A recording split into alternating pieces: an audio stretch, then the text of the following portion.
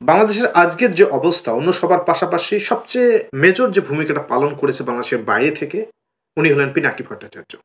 পিনাকি ভট্টাচার্য ফ্রান্সে থাকেন। উনি ফ্রান্সে রয়েছেন রিফিউজি স্ট্যাটাসে। ওনার কাছে একটা রিফিউজি পাসপোর্ট রয়েছে। কিন্তু প্রশ্ন হলো ওনার মতামতের ভিত্তিতে যে সরকার আসলো, তারপরও কেন পিনাকি ভট্টাচার্য দেশে আসতেছেন না?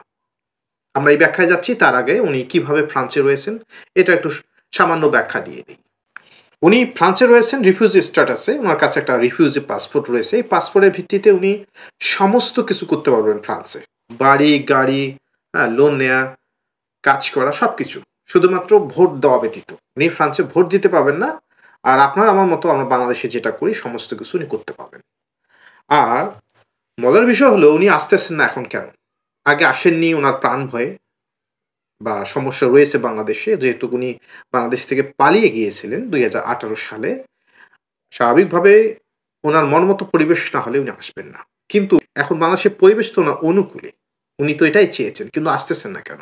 ওনার সিম্পল যেটা ব্যাখ্যা হলো যে, আমি যে সুযোগ সুবিধার মধ্যে রয়েছি, হঠাৎ করে যদি আমি বাংলাদেশ চলে যাই তাহলে এই সুযোগ সুবিধা ত্যাগ করে যেতে হবে।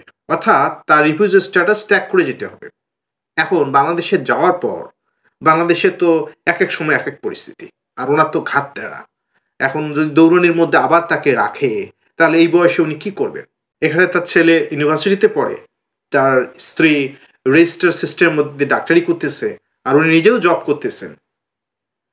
তাহলে এত কিছু ছেড়ে বাংলাদেশে গিয়ে আবার যদি দৌড়নি খেতে হয়, তাহলে এই বয়সে উনি কি করবেন?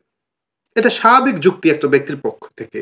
কিন্তু উনি বাংলাদেশকে যে পরিস্থিতির মধ্যে ঠেলে দিয়েছেন, এখানেও তো সরকার বিরোধী হয়ে অনেকে আন্দোলনে গিয়ে আবার নতুন সরকার একটা রিফর্ম করেছে এখানে। এখন এই সরকারে যে সারা জীবন থাকবে তার তো কোনো গ্যারান্টি নেই, তাই না? নতুন একটা সরকার আসলে এই এই যে হাজার হাজার লক্ষ লক্ষ জনতা, এরা কি দৌড়ানির ভয় নেই? তাহলে এদের জীবনের কোনো মূল্য নেই, পিনাকির জীবনের মূল্য এই বয়সে এসে তার বাচ্চা কাছে তার স্ত্রীর কথা শুধুমাত্র চিন্তা করতেছেন। দেখেন ওনার যুক্তিটা কোথায়। উনি আসতে পারেন দুইটি কারণে। এক, যদি তার ফ্রান্সে যে অ্যাটাচমেন্টগুলো রয়েছে, অ্যাটাচমেন্ট বলতে আমি বোঝাচ্ছি তার নামে বাড়ির লোন রয়েছে, ব্যাংক লোন রয়েছে, শিক্ষা, যেহেতু উনি পিএইচডি করতেছেন, শিক্ষা লোন রয়েছে এবং আনুষঙ্গিক যে সুযোগ সুবিধা ভোগ করেন, এগুলো উনি সুরক্ষিত রেখে বাংলাদেশে আসতে চান। এরই নিমিত্তে উনি অনেক বিশেষজ্ঞের সঙ্গে আলোচনা করেছেন, নিজেও চিন্তা ভাবনা করেছেন, যেহেতু নিজে একজন বিশেষজ্ঞ। উনি ইমিগ্রেন্ট ভিসা আসবেন, অর্থাৎ উনি ফ্রান্সের সিটিজেনশিপ অ্যাপ্লাই করবেন, ইতিমধ্যে করেও ফেলেছেন। ফ্রান্সের সিটিজেনশিপ হয়ে উনি বাংলাদেশে আসবেন ফ্রান্সের সিটিজেনশিপ নিয়ে, অর্থাৎ যেমন বাংলাদেশ থেকে বিদেশে মানুষ যায় সেরকম করে। এছাড়া উনি আসবেন না। আর একটা পদ্ধতিতে উনি আসতে পারেন, সেটা হলো ডক্টর ইউনূসের সরকার তাকে যদি আমন্ত্রণ করে, ফ্রান্স গভর্নমেন্টের সঙ্গে কথা বলে যদি তাকে নিয়ে আসতে চায়, সেক্ষেত্রে উনি আসবেন।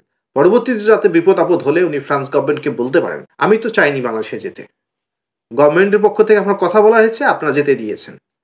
তার মানে উনি পুরো লাইবিলিটিসটা ফ্রান্স গভর্নমেন্ট এবং বাংলাদেশ গভর্নমেন্টের উপর ঢেলে দিতে চাচ্ছেন। কিন্তু খুব মজার বিষয়, এ পর্যন্ত ইউনিস গভর্নমেন্ট তাকে দেশে আনার ব্যাপারে কোনো ধরনের ইনিশিয়েটিভ নেননি।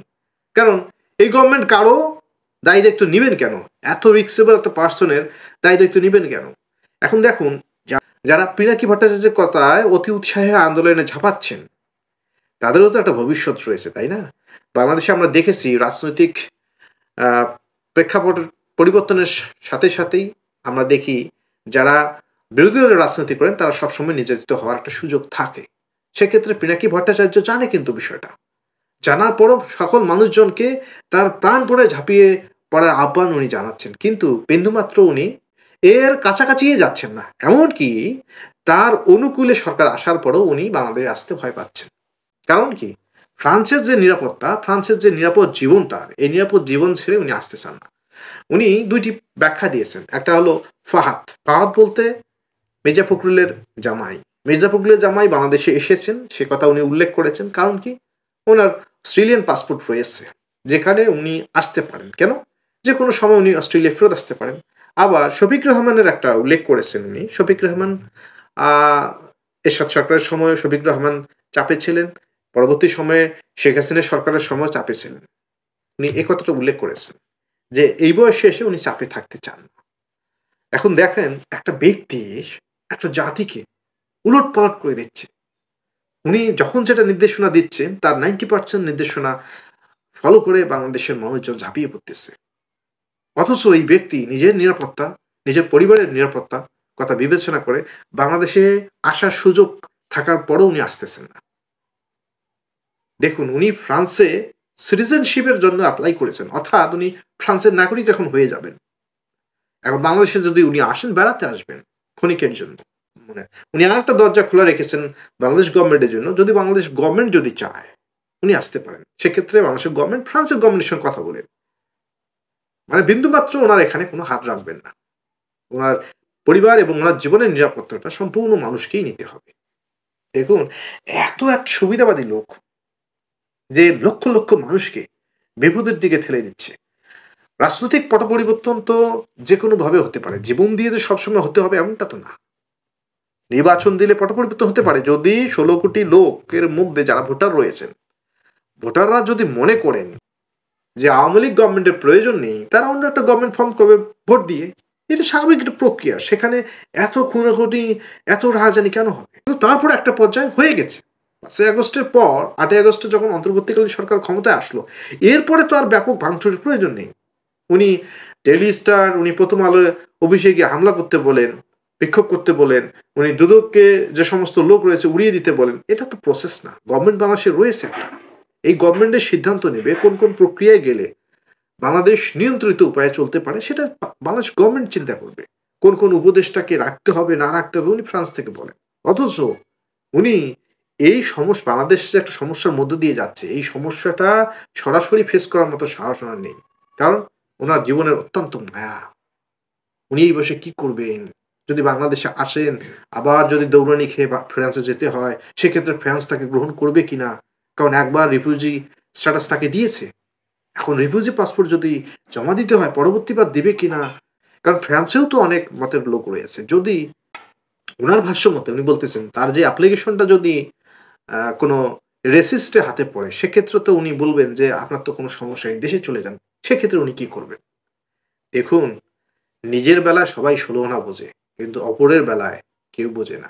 ওনার 56 বছরের জীবনে উনি যে রিস্কটা মনে করতেছেন, কত বছর আর উনি জীবন অতিবাহিত করবেন? যদিও জন্ম মৃত্যুর কথা কেউ আমরা বলতে পারি না, তারপরে দেখেন কি মায়া জীবনের। নিজেকে সমস্যায় ফেলবে না, অথচ লাখ লাখ কোটি কোটি বাঙালিকে উনি সমস্যায় ফেলতেছেন।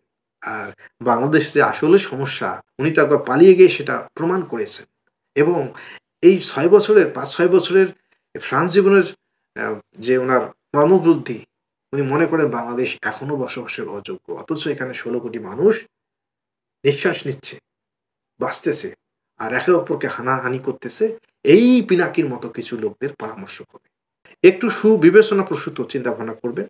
পিনাকি ভট্টাচার্য যেটা করতেছেন, আমাদের জন্য একটা সেরা বাংলাদেশ উপহার দেওয়ার চেষ্টা করতেছেন, কিন্তু এই সেরা বাংলাদেশে পিনাকি ভট্টাচার্য আসার আস্থা রাখেন না। কারণটা কি? একটু তো চিন্তা ভাবনা করুন। ধন্যবাদ সবাইকে।